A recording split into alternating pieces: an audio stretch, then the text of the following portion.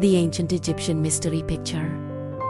This, for a moment, you're holding an object in your hands that was crafted over 5,000 years ago. Not just any object, mind you, but something so precisely made that even today's most advanced computer-controlled machines would struggle to replicate it. The weight feels substantial, the surface impossibly smooth, and as you run your fingers across its contours, you realize you're touching something that challenges everything we thought we knew about ancient civilization. Now, what if I told you this wasn't some modern reproduction or clever fake, but an authentic artifact from pre-dynastic Egypt, an era when, according to mainstream archaeology, people were supposedly living in mud huts, working with nothing more sophisticated than copper tools, sticks, and stones. No wheel, no advanced metallurgy, certainly no precision engineering equipment.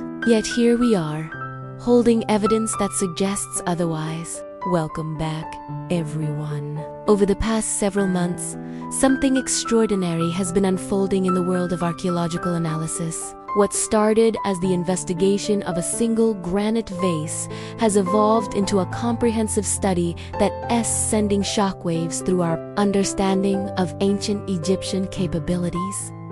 The results? Well, they're nothing short of mind-blowing. Let me paint you a picture of what we're dealing with here. Imagine trying to explain to someone from the year 1023 AD how we build modern skyscrapers. The concept would be so far beyond their understanding of engineering and technology that they'd likely dismiss it as impossible. That's precisely the situation we find ourselves in when examining these ancient Egyptian vases. But in reverse, we are the ones struggling to comprehend how such precision was achieved thousands of years ago. The implications are staggering. If these measurements are accurate, and multiple independent analyses suggest they are, then we're re-looking at evidence of manufacturing capabilities that should have existed for millennia.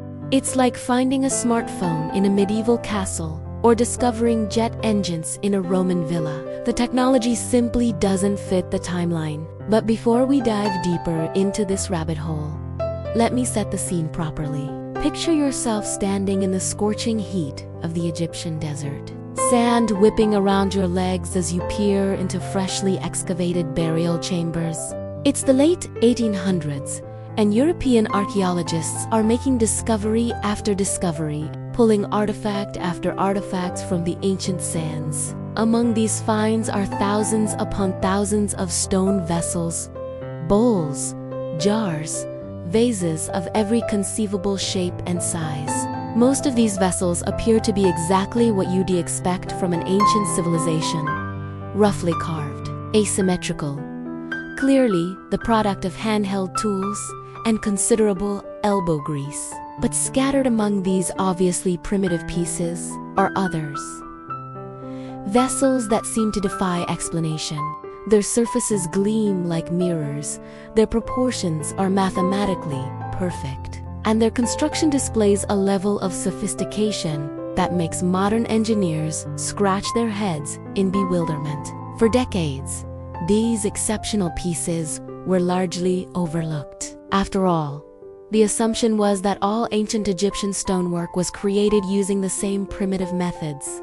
The evidence of exceptional craftsmanship was right there in museum collections and private hands. But nobody was looking at it with the right tools or asking the right questions. That changed when a small team of engineers and researchers to apply modern precision measurement techniques to these ancient artifacts. What they found has the potential to rewrite history books. Let me introduce you to the key players in this unfolding drama. We've got professional engineers, metrologists, that as people who specialize in the science of measurement and who dedicated months of their lives to understanding these mysterious objects. These aren't fringe theorists or amateur enthusiasts.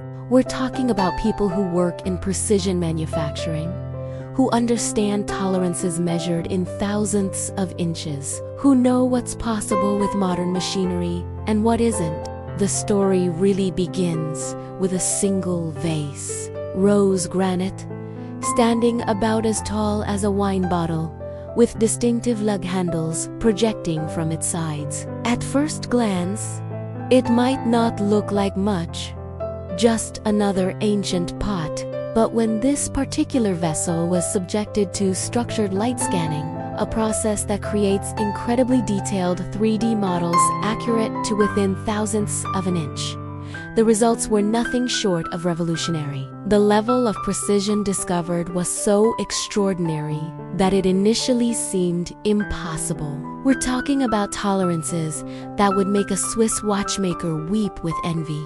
Surfaces that are perfectly round too, within measurements smaller than the width of a human hair, while thicknesses that vary by less than the diameter of a red blood cell. Mathematical relationships encoded into the very dimensions of the object that reference universal constants like pi and the golden ratio. Now, I can already hear the skeptics sharpening their keyboards. It's a fake, they cry. Modern reproduction passed off as ancient. And that's a fair question to ask. After all, extraordinary claims require extraordinary evidence. But here's where things get interesting. The provenance of these objects, we're not talking about mysterious artifacts that appeared overnight on the antiquities market. Many of these vessels have documented histories stretching back to the 1800s, when they were first excavated from Egyptian burial sites.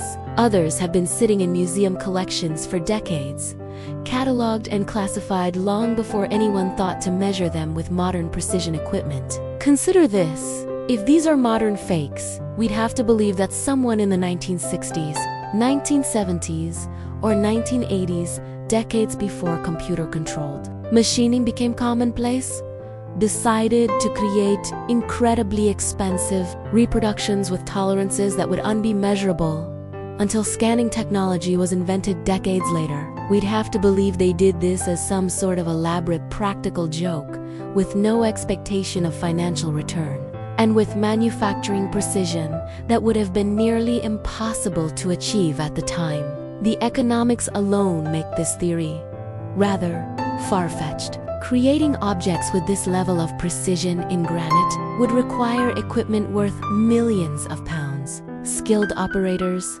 and enormous amounts of time. The cost would be astronomical, and the potential return from selling them as antiquities would be a fraction of the manufacturing expense. It's a bit like suggesting someone spent 50 million pounds to counterfeit a £5 note. But let's dig deeper into the technical aspects, because this is where the story becomes truly fascinating. When engineers talk about precision, they're dealing with measurements that boggle the average person's mind. We're discussing tolerances measured in thousandths of inches, dimensions so small that they are invisible to the naked eye. To put this in perspective, let me give you some context. A human hair is roughly 2 to 3 thousandths of an inch thick. A red blood cell is about 0.3 thousandths of an inch across. When we're examining these vases, we're finding deviations that are smaller than these biological references. We're talking about precision that approaches the limits of what even our most sophisticated modern measuring equipment can detect. In the world of manufacturing, different components require different levels of precision depending on their function. A decorative piece might have tolerances measured in hundredths of an inch that is perfectly acceptable because slight variations won't affect its purpose. But critical engine components, parts that must fit together precisely to function properly, might require tolerances